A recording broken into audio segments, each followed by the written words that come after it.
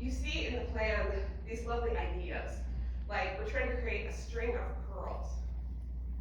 I don't know about you, but that image is really vibrant and lovely. We're trying to make sure we reinforce the village character. In other words, we're not trying to create a big urban downtown. We want to create linkages to the fact that we have neighborhoods that come right up to the street. And we want to mix, right? We want to honor those businesses that have been there for a long time. We know offices are good because they you have workers that support the businesses, but we also know we need more residential development, and because of our relationship with Metro and the 2040 concept plan, we gotta put density of residential in certain places, and so we're gonna put it there. We wanna increase the amount of high density residential, and we wanna create a series of neighborhood gathering spots, right? We wanna connect people to this place. The plan really, when you get into the details, has a lot of amazing, very specific things designed to achieve this. I think many of you know that it requires diverse architectural styles. I've had some conversation with some of you about whether that's good or bad, mostly based on whether we like the Wells Fargo building or not. But when it comes to parking, the idea is that parking is mostly going to be provided on site, mostly. But there needs to be some shared parking because we don't want to bleed over into the neighborhoods. And that's kind of what the plan articulates, is we're concerned about the impact of the employees and the customers parking. So we're going to keep this idea of a farm to market road, the culture of a village cruising street. We're going to make biking and walking much more inviting, and we're going to put parking in a place so that parking doesn't have to spill over into the adjacent neighborhoods. That's how Lake Grove's envisioned. And I will say, when I look at the CFAC rules, now I am going to talk about them briefly, I actually think parking might help, and the repealing parking regulations may help this neighborhood, and here's why. We have some very specific, or had some very specific regulations about what was actually happening inside the building related to parking that has made it difficult for there to be changes in what kinds of businesses are inside the building. So we have at least one building that's been hard to lease because if you put a restaurant or a market in that building, you're gonna have to add parking under our regulations. And of course, the lot's weird. We're landlocked, we were built out as a community, and so you can't really put a new business in that spot if you have to expand parking because there's no place to put the parking. So I actually think allowing the free market to provide the appropriate level of parking in this neighborhood is going to end up being great for Lake Grove. I want to talk briefly about what we've done so far in Lake Grove. And in fact, my notes here says just riff, and we'll see if we can actually see this next slide. We can't. If you want to see this slide in greater detail, Sid Sin, who's our redevelopment manager in the back, has these as brochures, I think, in his office, and we'd be happy to give you one. When we created the Lake Grove Urban Renewal District, we really had only 2 projects in it. The redevelopment of the road itself and provision of some shared parking. I think you all got to live through the reconstruction of Boone's Ferry Phase 1. And it's funny because that project started right before I started. And actually the pandemic in some ways was a gift to that project because we were all driving and going out less. So we got the project done a lot faster. But it's an amazing transformation. Undergrounding the utilities, creating wider sidewalks. I deliberately ride my bike out there just so I can use the bike facilities because it's really lovely. Creation of these little public plazas all along the way, right? Places where people who are walking can rest and gather. And a much better invitation into many of your businesses. Obviously we only did phase 1 of that project, and obviously we haven't built any parking. I'll talk about why it's tough for government to build parking at the very end of this side. But I will say that I think that the investments in Lake Grove are working, and the plan's coming to life. In some cases, the developers and business owners made investments as the project was underway. You see Mercado Grove, which fulfills the plan's intention of increasing high-density residential. You see the investment in the Springs, and I actually think the more interesting development that's happening is that little development that's happening on Quarry, which is, there's a picture of it out here where they've got the live workspaces. There's one of them for it right now. It's really interesting because I think what it does is it actually brings to light the vision of the plan of having a transition from denser development on the road, on Boone's Ferry, transitioning gradually into the neighborhoods. So increasing residential, but doing it in a way that supports the livability of those neighborhoods. Really cool. Okay. What about the East End? Downtown. Downtown's in some ways, I know that those of you who work in Lake Grove feel like downtown got all the attention. I actually think downtown's more interesting in some ways, because I think downtown didn't know what it was when it started.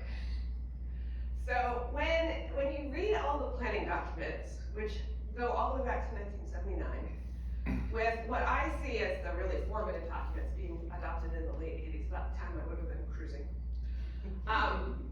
it appears that the main goal of our planning in downtown was to actually create a place.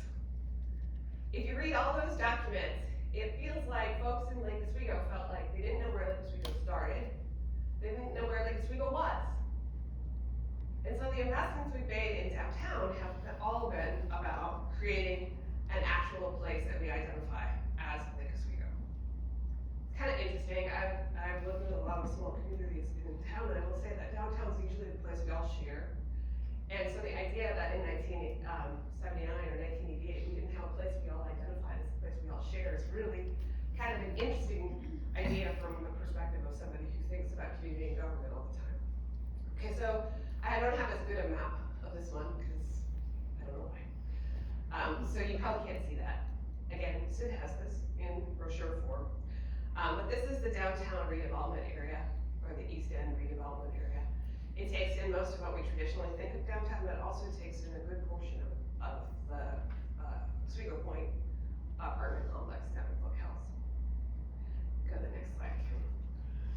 So our goals for the East End district were different than the ones we have for Lake Grove. We were looking primarily, like as I said, to create a spot for a high density compact shopping district. It's really clear in all of the spaces. In some ways what it feels like, and when I say the words anchor later, you'll hear what I'm trying to say. We were trying to create a mall. Okay, remember this was the 80s. I don't know about you, but in addition to cruising, I also used to go to the mall. I don't go to the mall very much anymore, except for when I need to go to the Apple store. But we tried to create a high density compact shopping district, and almost everything in the plan was related to that. We also had a Park 1 strategy, and I would say we still have a Park 1 strategy for our thinking about downtown. So we hope that once you park your car in downtown, you make all of the rest of your trips downtown on foot, or in a mobility device, or however you get around. The plan was very hot on Central Civic Square for festivals and events. Check, we have that, it's amazing. There was a strong emphasis on visual access to the lake and the Willamette River, interestingly enough. And that may be the reasons for Foothills Park, because I don't know about you, but I can't see the Willamette usually from downtown. We wanted high density housing, and we were aware of the importance of having a transit hub. There's very different transitions anticipated in our East End plan than there are in Lake Grove. Remember what I told you about Lake Grove is the idea is that the density would happen on the street and then we would slowly transition into the neighborhoods. Pretty much in downtown it was an edge. Our height limit's a lot taller than it is in Lake Grove. It's 60 feet, which is, when these guys talk, they'll probably tell you 60 feet is not that tall, but compared to Lake Grove, it's really tall. And it's a very traditional downtown. Grid, right? Civic uses, banks, all anticipated by this plan. Once again, a slide you can't read, but because we have a long tradition of investments, there's been a lot more projects identified for downtown over the years. I think it goes up to P or Q, which my brain tells me is somewhere around 15 or 16 anticipated projects. Our first one was actually rebuilding the main fire station, and then the big one, Millennium Plaza Park. But then other investments that we've made all over town. Our partnership with Raymore related to the parking as part of Lake Grove Village. Later on, our development of Sunderleaf, our development of this building, our partnership with folks who developed the Windward to once again provide partnership, and then we're gonna close out, hopefully, with the North Anchor project. Okay, last remember I told you that we were trying to build a mall? I worked in another community where we had this idea too. So the mall concept is that you have anchor tenants. You have Nordstrom on one end and Myron Frank. Now I'm dating myself again. On the other end, right? And all of the shops that exist between Nordstrom and Myron Frank benefit because I might go to Nordstrom to buy shoes, and I might go to Myron Frank to buy everything else, but along the way I'm gonna pass by all the other shops, right? So in our concept, Millennium Park was the south anchor, right? You can decide whether it's Myron Frank or Nordstrom. I make no judgment in that way. And then the other end, we were gonna build the north anchor, which was gonna be another destination in our downtown.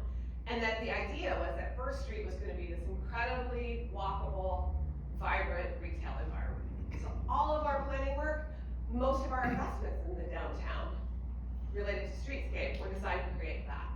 So you see the way we did the sidewalks and the parking and the cool lights that everybody likes to run into when they park.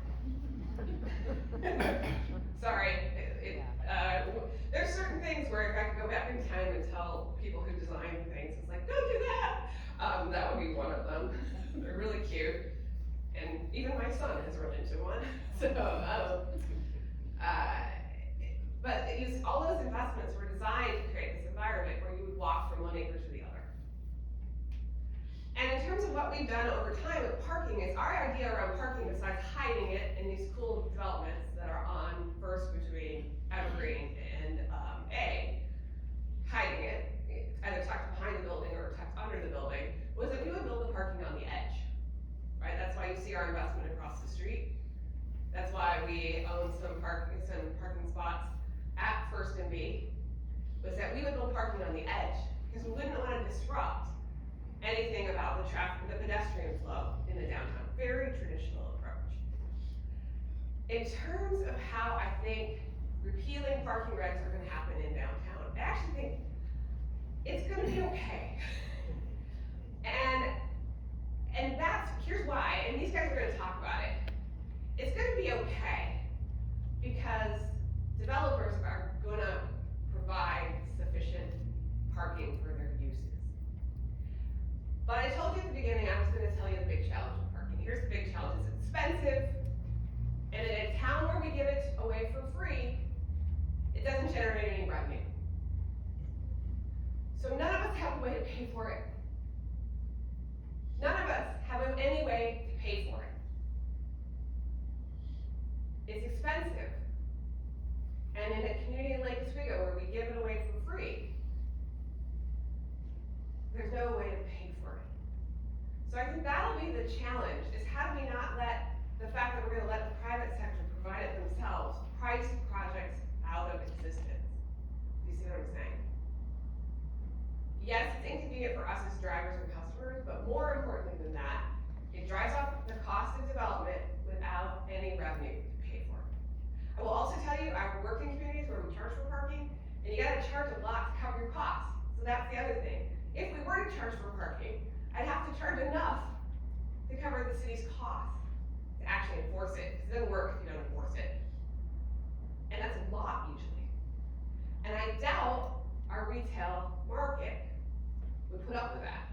Not to mention politics. Remember pickleball, trees, parking, pickleball, trees, okay. Right. Yeah. Right? The community won't tolerate it. I think they would. Well, we're gonna talk about that. I'm not gonna take questions now because I want to let Eric talk about his project. Besides, his pictures are better than my pictures. I will say, I had Kim put this last slide in just because I do think that what's happened in downtown is amazing. What's happened in downtown is amazing. Every time it's a beautiful sunny night like it was last night, when I come downtown, I experience the benefits of the decisions that we as a community have made over the years to create a place where people want to be. So, although I am tired of the classical guitar player who plays on Upper Millennium, but that's just because I've heard him a lot. The vibrancy, the sense of community you get when you come down and you see all these people out, it's amazing. And so, you guys, it's working. All right. And I know it's gonna work in Lake Grove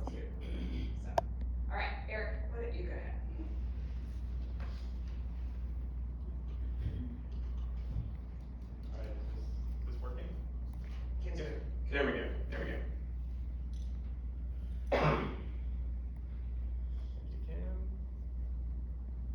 Okay, good morning. I am a morning person, so for me, I've got to modulate my voice and not talk too loud or too fast so that I don't annoy you guys, particularly non-morning people. I was driving in and I was enjoying the beautiful spring day and the weather. It just makes me feel good, plenty of vitamin D. And I couldn't help but reflect on a meeting that I was at in New York a couple weeks ago. Urban Land Institute puts together real estate development executives from around the country, and it's kind of Chatham House rules. We talk about, all the war stories and what's going on. And for the past 2 years, it's been the most depressing meeting. I mean, with the capital markets and interest rates and since 2021, everyone's on the cliff and talking about Powell and yelling and what's going to happen, and transitory versus sticky rates and pricing.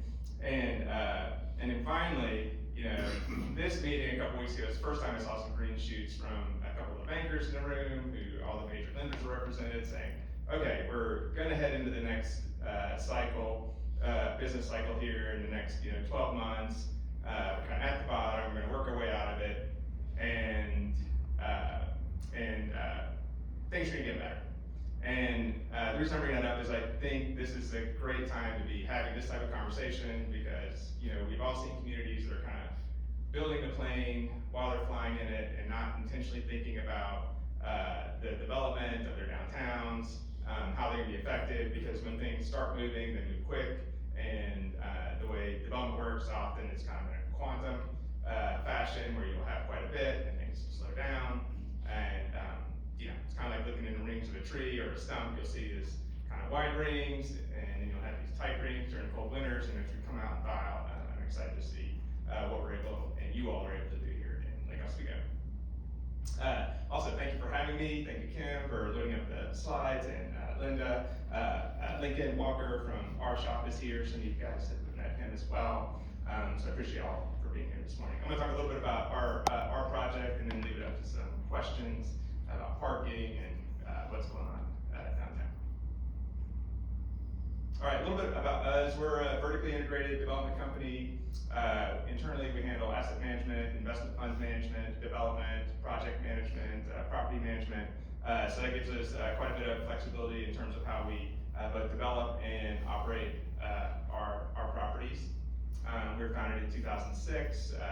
My partners came up from the Bay Area. And I know for some, those are, Bay Area, that's a bad word, but I will tell you, I have a picture in my room, my great-grandfather on Southeast Lincoln Street. So we do have roots in Portland. Way back, my family homesteaded in Colorado, but we did spend some time in Oregon. There's a small sample of the types of projects we do. We primarily operate in Northern California and Oregon and Washington. So this is an example of a primarily mixed use, so multifamily, hotel, office, so a mix of uses. So let's talk about Lake Oswego a little bit and North Anchor. So our vision for North Anchor is a hotel and apartment building. The hotel will feature 86 rooms, so it's a boutique hotel, finally appointed. And I'll talk a little bit more about the program, but we'll feature a restaurant and spa, and I'll show you some nice pictures of what that looks like. The apartments, we plan on having 67 rooms there, a mix of affordable and market rate units.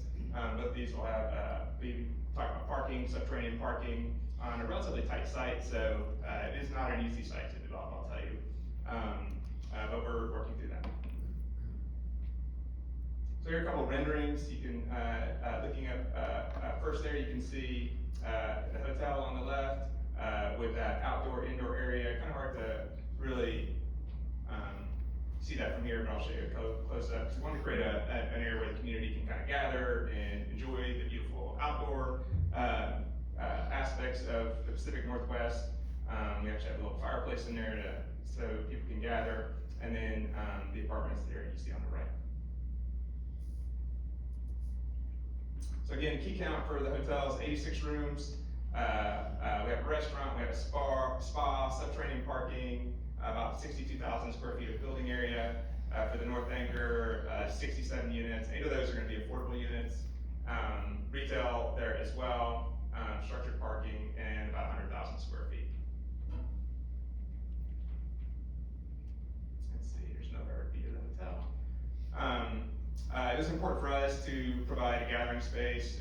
We had a lot of conversation with First Edition Community and Carol Ockert and that group around how can we make this an amenity to the neighborhood, a place where folks can gather. A couple things that were important were a mix of indoor and outdoor spaces, and that's important for us as well. On days like this, it's beautiful to be here in the Pacific Northwest and be able to gather outside. But we also want to have something that's usable in the shoulder months.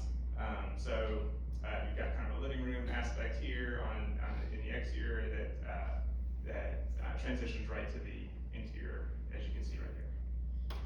By the way, Columbia Hospitality is our operating partner, so they're experienced. They operate a number of boutique hotels in the Pacific Northwest, and those I'm sure you've stayed at. So we're excited to have them involved. Here are the apartments, another view, looking down east, so you can see we've got retail amenity along the street, angled parking right along here, and it's a Hacker Architects has done a wonderful job of creating a really nice fenestration, lots of light and air, and I really want to establish a more walkable corridor here. And that's all I've got for slides right there to talk about the project. I really want to spend some time to answer questions, and I'm sure Martha, you have some for her as well, and we can respond to some of your thoughts in terms of North Anchor and just the general plan. You gonna need to speak? Parking? Yeah, I can talk a little bit about parking. Okay, so parking. I don't have slides with parking, but I'll talk a little bit about parking. I'm also, I just termed off as business, as chair of the Central Eastside Industrial Council, which is the second largest business association in Portland. And other than talking about graffiti and safety, we talk a lot about parking in the Central Eastside. And it's an interesting dynamic that is created through parking.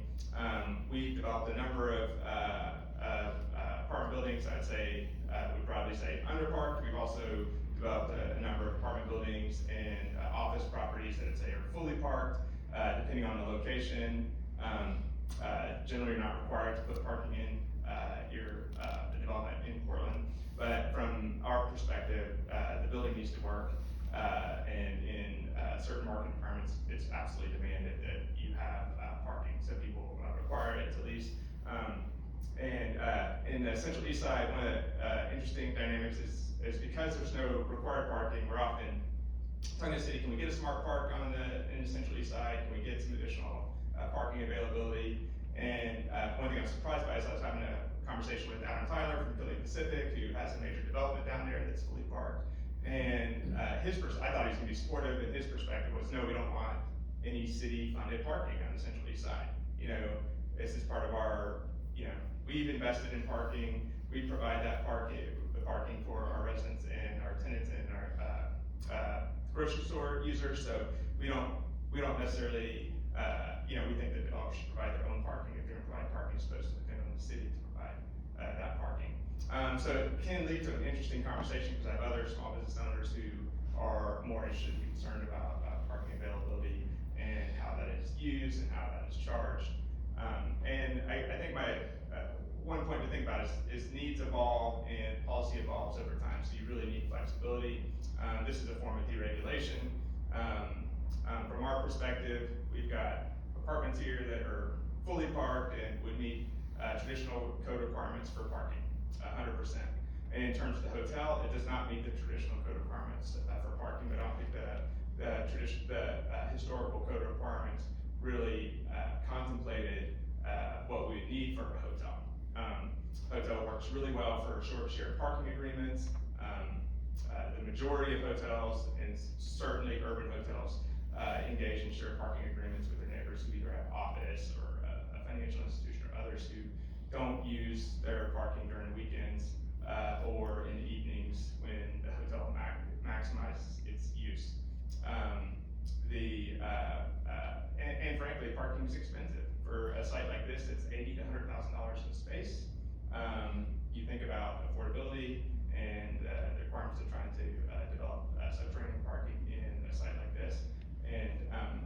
flattering to be called as futurists, but we never know what we're gonna, we don't know what's gonna happen in the future. We just try to anticipate as best we can. But if, 25 years from now, I mean, these buildings are gonna be here, a century from now. If 25 years from now, we have other modes of transportation, autonomous cars and whatnot, it's hard to anticipate what will be required. So trying to find a balance between, what we need now versus, being, flexible in terms of the future is, I think, really what we're looking for. The city tends to move slowly in terms of, putting code in place and whatnot. So, from our perspective, if we can respond to what the market requires, that's the best situation. Hey, Barry. Where are you sharing parking with the hotel?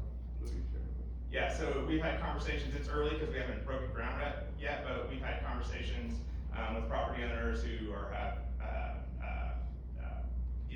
office. We've talked with Jay, for instance, about, Jay, you have quite a bit of parking on your site, and frankly, we will share, customers, in many cases, because we certainly want to provide housing or, a place to stay for, people who attend events. And then we've also had conversations with other property owners in the area who, hotel, the ideal utilization of the hotel is around 70% occupancy. When you get over 70% occupancy on average, you see a degradation in service. So you'll see your reviews go down, you have problems with TripAdvisor. But what happens is you'll have these kind of surge weekends, situations, holidays where you'll fill the hotel or almost fill the hotel. You don't really ever want to be at 100%, in the 90s is the most you want to be at, otherwise you see severe degradation in service. But frequently you're operating in the 55 to 60% range during the week. That we'll handle completely on site for parking, and then during these surge weekend moments, we will work through shared parking agreements to handle that situation. This is a high-end hotel. Those clients aren't gonna, be interested in, they're gonna wanna be able to pull up, have their car parked, we'll take care of that for them. They're not gonna wanna, scrounge around to find a place to park. They don't really know yet.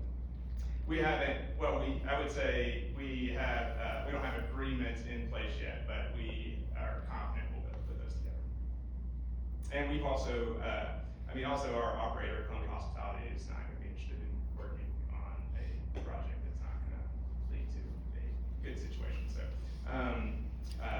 we've worked with them, we've done a number of studies, we did an extensive parking study because we wanna make sure before making a, greater than $40 million investment that we have something that's gonna be successful. Eric, to add to that comment, Iron Light sees, and when we were developing Iron Light, talked to the city a lot about it. They were slow to realize it, recognize it, but now they're starting to adopt it in their planning. Things like Uber and Lyft play a large part in reducing your parking. So at the hotel, you'll have a lot of people coming in from out of town that have an Uber or Lyft from the airport or wherever their way of getting into town. At Iron Light, a lot of people anticipating that they're gonna have a few drinks at a social event, they'll get there by Uber and leave by Uber. And that really reduces your parking requirements a lot.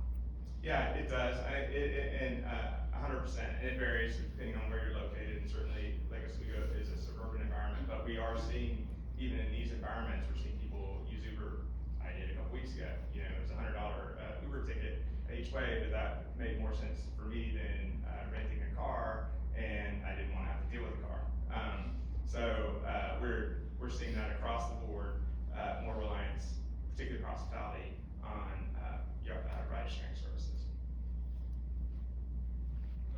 So, probably should a few weeks ago I went out to Cruiseway, this is more for Martha, but hopefully you can comment on that. Cruiseway Village to have coffee with someone out of Wisteria. And I pulled in at 10:30 in the morning on a weekday, and there was not one parking spot in the entire, parking available. Finally, I was circulating around, someone pulled out, I got in. And I think, that's because of the number of restaurants that are. There's also a lot of fitness studios. I don't know if I ever go there, I have to think of what time the classes end. Right. Because I wanna get there But before the next class starts. if I was a retailer in there, I'd be really concerned. And I know having worked on Cruiseway that lunchtime, we walk from our building. Right. But this was at 10:30 in the morning, so I have some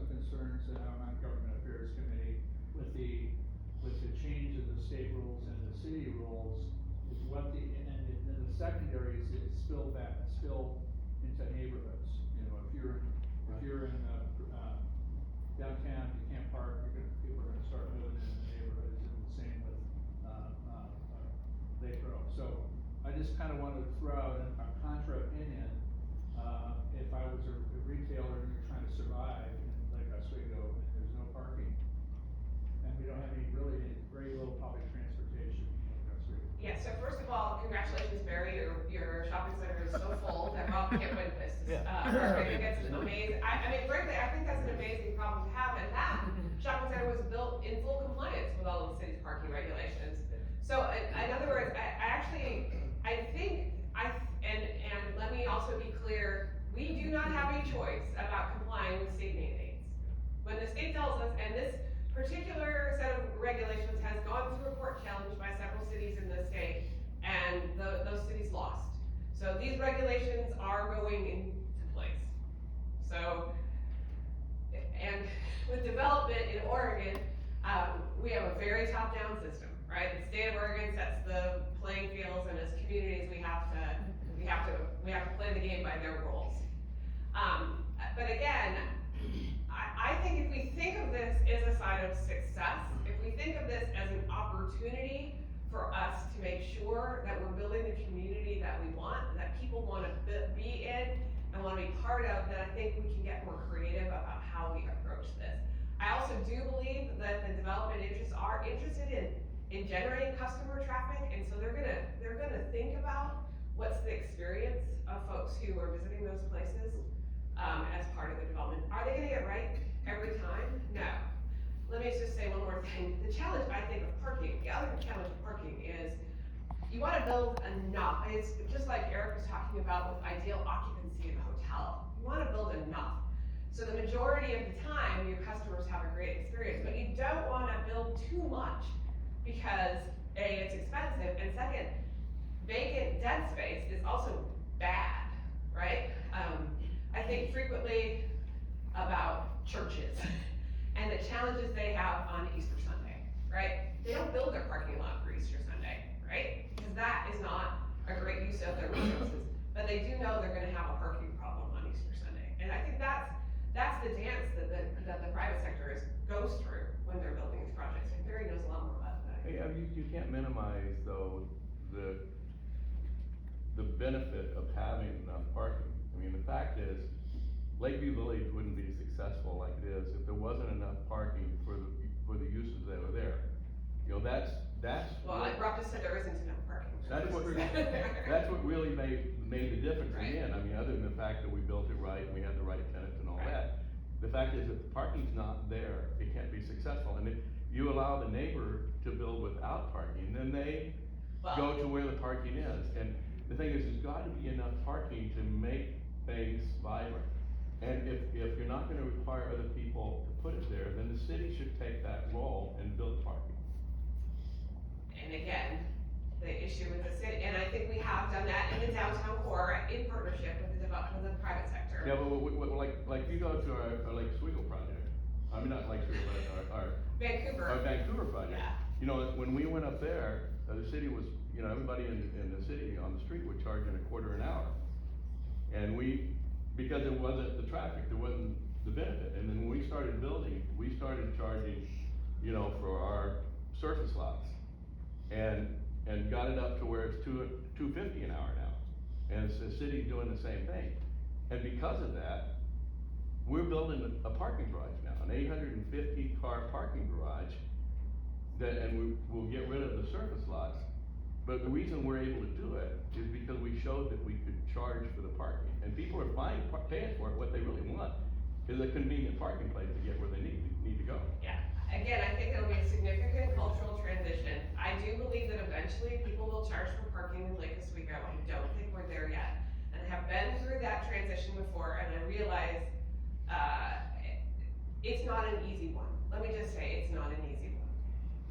So if you talk about things that the city could invest in, that would help the private sector and help the public, it's information about parking. Every time you go to Europe, right?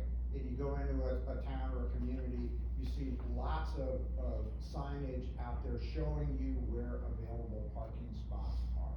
And I think, Rob, your angst would have gone down a lot if you'd have pulled into the lot and, oh, there's 3 available in there, I just don't see them right away. And I think that's something that whether it's downtown here, along Bloomsbury, making people looking for the parking, giving them the information they need, and you pretty much all have one of these now. You can readily find out in Europe where the parking spaces are, because you can pull it up on the internet real quick. And I think that's a forward-looking thing that the city could do to help disseminate the information about where the available spaces are. Like we do at the airport. Exactly. Yeah, all right, Yes. thanks, Jake. Yeah. Over here. One thing for the city side to take a look at is that you promote shared parking, but when you actually get down to the details, it really has to be an agreement which is almost in perpetuity. It's like the landowner who you're making a deal with has to sign off forever and ever. Yeah. And if you just you could do it for 3 years, or 4 years, or 5 years, but then it gives gives the reciprocating party a way out. But right now, you can't, Eric's in the shoes of trying to probably negotiate with that kind of a regulatory environment, and it's really hard to have another landowner commit to such a length of time for that. I agree that was a problem, but again, the state regulations that are in force in both downtown and in Lake Grove is that the city is not allowed to require parking. Let me say that out loud again. We are not allowed to require parking in Lake Grove or downtown. And I will say you're 100% right. Most of the, well, all of the agreements that we collect agreements. So part of our study on hospitality uses is we studied a number of hotels and looked at their shared parking agreements. They're typically 5-year agreements, 3 to 5 year agreements. Those work out well, and it provides some flexibility so that you don't have underparking our hotel in downtown Portland. We have shared our parking agreement there. The landowner likes it, gives them some extra revenue they can use. I'm sure if we ever pay for it, but we need to provide it for the convenience of our The other thing Yes. Eric said was absolutely right, which is it takes a long time for the city's regulations to change. Our existing, well, our now defunct parking regulations in downtown are from the late 1980s. So, and I think we all drive differently, different kinds of vehicles, more of them than we did in the 1980s. So, it takes a long time. One other question, Eric, what's your crystal ball showing on when you actually might start up the project? Yeah, good question. Earlier on I said, let's talk to Powell or Yellen and figure out when we're gonna have more liquidity in the capital markets. We structured this building, it's an $80 million, these buildings, $80 million project, such that we bring in an institutional partner to co-invest as an LP on the project. We have, over the last 12 months, have been rethinking that. The institutional equity world, they're lemmings, so, I was thinking about, reading an article this morning about Kathy Wood, she stuck her neck out and now she's down 40% for, ARC funds because she's not following the traditional institutional model. That's why, because if you're working for an institution, you stick your neck out and then we'll see what happens to her, but, that model is to follow what everyone else is doing and cover CYA to cover what you're doing. And it's traditionally, the family office, the individual investors who are really the true contrarians who take advantage of, lows in the market economy. So we've regrouped and we're looking to capitalize that with individuals and family office money. We've had some good progress over the past couple months. It just takes longer, it's a lot more work. And we've capitalized projects that way. Coming out of the GFC, a lot of the work we did at the local financial crisis was no institutional money in that case. That was all high net worth and family office money, and those folks did well going through that cycle. But anyway, it's I can say we're making progress every day. My hope is that we'll break ground by the end of this year on at least one of the 2 projects, preferably the hotel. I'd like to get going first. We are a little bit at the whims of the capital markets and frankly where the banks are. Regional banks are the debt provider for a project this size. We had these high profile failures early last year. First Republic was our bank, now I'm a Chase customer. Banner's been a good partner in putting together a term sheet for us on this project.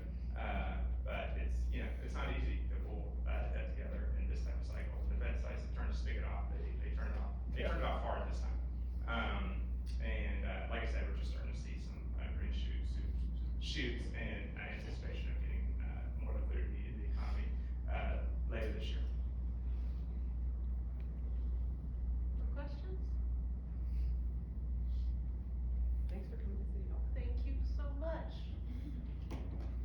And then Thank there's you. a lot of